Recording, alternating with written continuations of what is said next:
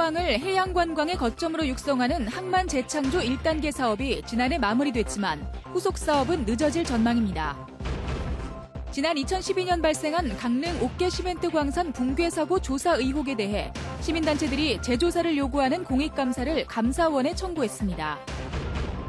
양양경찰서 신설 계획이 정부 예산안에 반영되지 못했지만 국회에서 예산이 되살아날 기대감이 커지고 있습니다.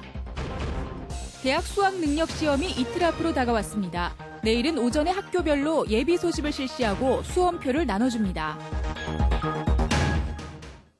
시청자 여러분 안녕하십니까? 뉴스데스크 강원입니다.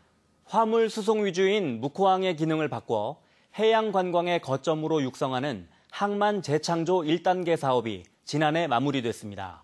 제대로 효과를 보려면 후속 사업이 필요한데 많이 기다려야 할 것으로 보입니다. 유인호 기자가 보도합니다. 묵호항의 기능을 재편하는 재창조 사업은 3단계로 나누어 추진합니다. 1단계로 여객선 터미널 이전, 항만 보안구역 해제, 주차장 조성 등이 이루어졌습니다. 2단계 사업은 시멘트 공장을 비롯한 산업시설을 동해항으로 옮기고 관광, 어항, 여객 기능이 복합된 곳으로 개발하는 내용입니다. 동해시는 항만 기능 재편이 인근 지역 활성화에 보다 많이 기여할 수 있도록 지역 여건에 적합한 방안을 마련해 해양수산부와 협의할 계획입니다.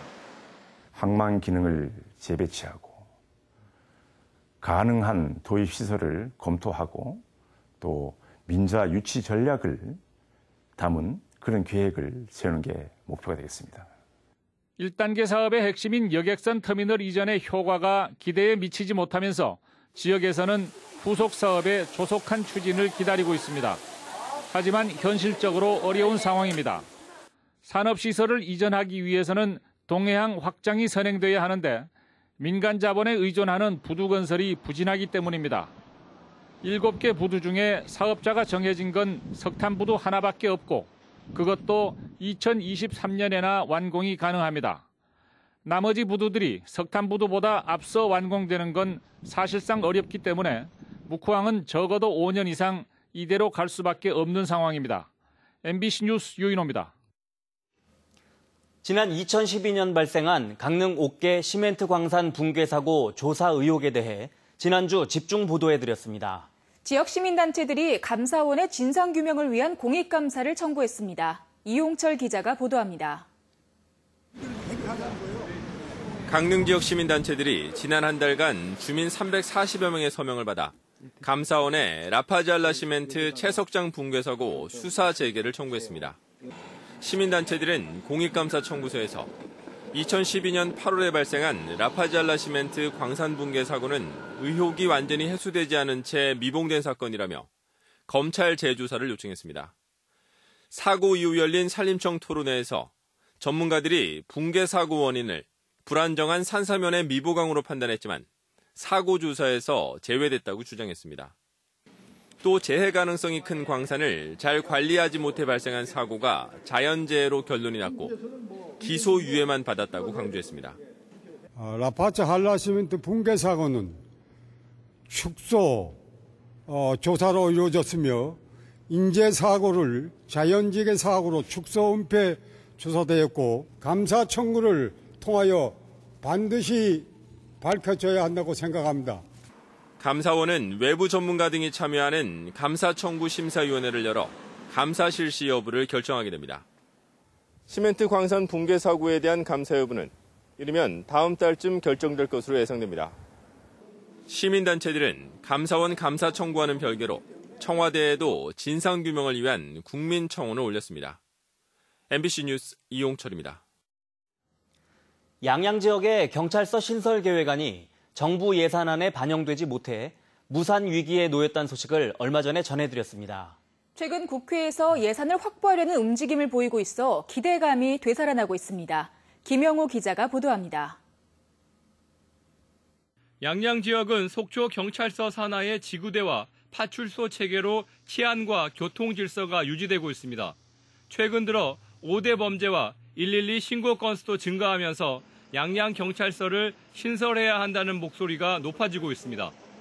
치안 쪽으로 상당히 좀 경찰이 필요했던 건 사실이고요. 저희 이제 방범도 저희 야간 순찰이라든가 학생들 탈선 부분이라든가 이런 부분에서도 경찰과 좀 더 가까이서 하면 또 범죄 예방이라든가 이런 게 상당히 좋아질 거로 예상됩니다.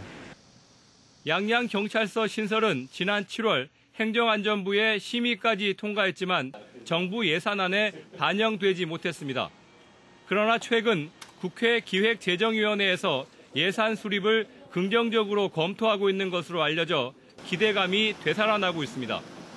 국회에서 예산 문제만 풀리면 부지를 확보하고 2, 3년 안에 청사 준공까지 가능할 전망입니다. 양양경찰서 신설 여부는 예산 반영 여부가 결정되는 이달 말이면 한가름 날 것으로 보입니다. MBC 뉴스 김영호입니다.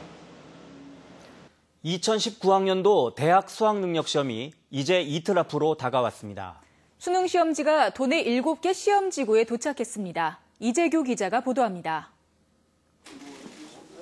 대학 수학능력시험을 이틀 앞두고 수능시험지가 춘천에 도착했습니다. 오늘 오후 춘천교육지원청 등 7개 시험지구에 도착한 시험지는 경찰의 경호 아래 특정 장소에서 보관되다 시험 당일 44개의 시험장으로 운반됩니다. 수능이 코앞으로 다가오자 학교별로 다양한 응원 행사도 펼쳐졌습니다.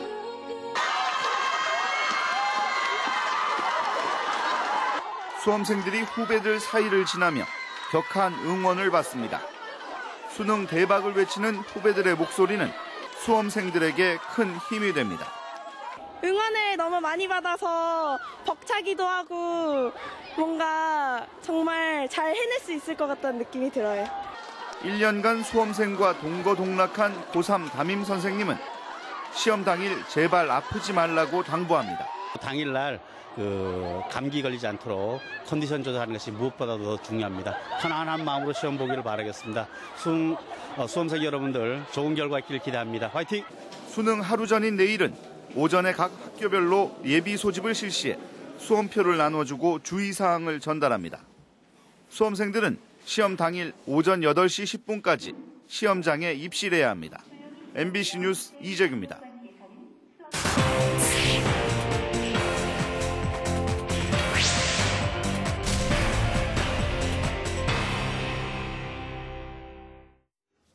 오는 2022년까지 강릉시와 평창군에서 발생하는 폐기물을 소강 매립할 수 있는 처리장이 준공됩니다. 강릉시와 평창군은 오늘 강릉시청에서 폐기물 처리시설 최적화 사업 실시 협약을 맺었습니다. 강릉시는 강동면 자원순환센터에 오는 2022년까지 1,022억 원을 투입해 하루 190톤 규모의 소각시설을 설치하고 매립장을 확대합니다. 공동 폐기물 처리 시설이 가동되면 쓰레기의 안정적 처리와 함께 경제적 효율성을 높일 것으로 기대됩니다. 오는 18일 금강산에서 열리는 금강산 관광 20주년 기념행사에 최문순 도지사가 참석합니다. 금강산 관광 20주년 기념행사는 현대그룹과 북한 조선아시아태평양 평화위원회에서 금강산 관광선 출항 20주년이 되는 오는 18일에 맞춰 1박 2일 일정으로 진행됩니다. 금강산 관광은 1998년 11월 18일 동해항에서 실향민과 관광객 등을 실은 현대 금강호가 출항하면서 시작됐으나 2008년 7월 관광객 피격 사망 사건으로 중단됐습니다. 동해안 최북단 3대 어장 가운데 하나인 삼선여 어장이 이달 중에 3일 동안 개방됩니다. 보성군은 최근 육군과 해군, 해경 등과 협의를 거쳐 오는 14일에서 16일이나 19일에서 21일 중에서 날씨가 좋은 날을 골라 삼선여 어장을 해녀들에게 개방할 예정이라고 밝혔습니다. 저도어장 북쪽 수역에 위치한 삼선여 어장은 기상 상황과 남북 관계 등을 고려해 지난 1998년부터 2016년까지 총 5차례 한시 개방됐습니다. 양양군이 신항만 기본계획 수립과 타당성 조사 용역을 위한 전문가 의견 수렴에 나섭니다. 양양군은 오는 15일 양양 솔비치 컨벤션 센터에서 신항만 개발 계획을 발표하고 전문가들의 분임 토의를 통해 물동량 극대화 방안과 지역개발 분야 등의 의견을 신항만 기본계획 수립에 반영할 계획입니다.